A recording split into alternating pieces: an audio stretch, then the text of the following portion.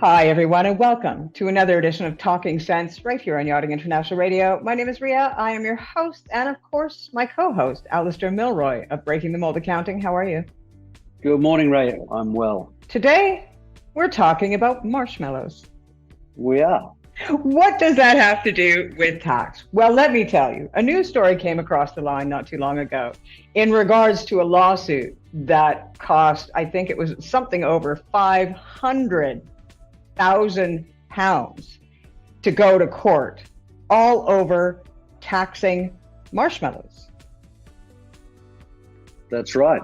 So this case involved Mega Marshmallows, and the tax commissioner in the UK, HMRC, wanted to charge, have VAT on Mega Marshmallows, and the taxpayer, who manufactures marshmallows, said no, these are different than confectionery, which is vatable. These are food, because if anyone's been camping with their kids, there's a thing called a s'more, which you use a Mega Marshmallow and, in the UK, 2 digestive biscuits, and you roast the marshmallow on the fire and then sandwich it. And because the Mega Marshmallow is used in food production, a process of roasting it, the company argued this wasn't confectionery, it was actually a food, and therefore wasn't vatable.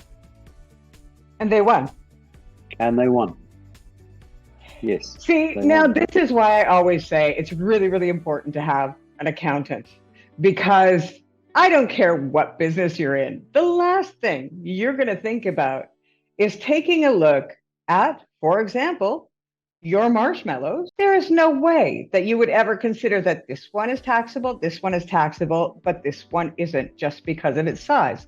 And the same thing goes for taxes the world over. No matter what you're doing, there are so many different rules and regulations that if you try to do your taxes yourself, you're going to be missing out on a lot. Yeah, very much so. And particularly in maritime, where you're moving yachts across different jurisdictions, and they've got even multiple VAT numbers depending on where they're chartering, you have to look at taking some advice around that. The advice around the structure of that is one thing, but actually the day-to-day running, what VAT number should be on what invoice, what rate of VAT should be being charged. And if you're trying to do that after the event, it's too late.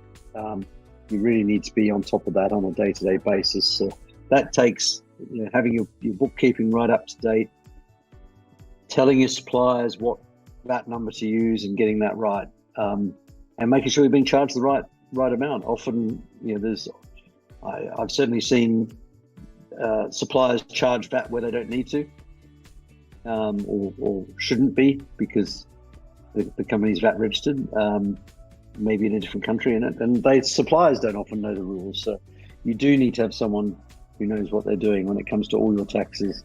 Everything has a different structure. So it's going to be and as you say, it's got to be done now. So that's where people like you come in, because of the cloud accounting. Yeah, absolutely. If you can use cloud accounting, you can get pretty much real-time information on that and make sure that the invoices have got the right details on before they're paid. And I'm talking the details. To have a VAT invoice, you need particular information on that invoice. You need to know where it was supplied. You need to have the right VAT numbers quoted. You need to have a date. You need to have the address and the VAT numbers. You should be checking your VAT numbers for each supplier and making sure they're actually a real VAT number, which you can do online. So there's much more than just there's an invoice, pay it.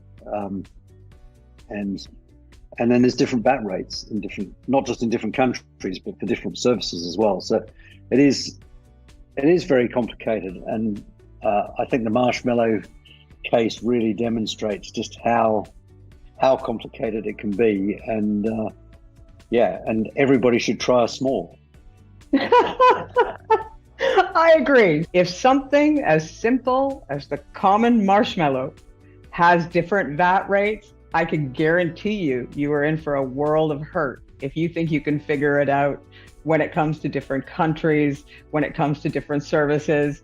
You are going to miss out a ton of things. Alasdair, I want to say thank you, and I want to say good luck with the marshmallow. Yeah, I'm looking forward to my next camping trip now. You've been watching another edition of Talking Sense right here on Yachting International Radio. My name is Ria. I have been your host. We'll see you again next week.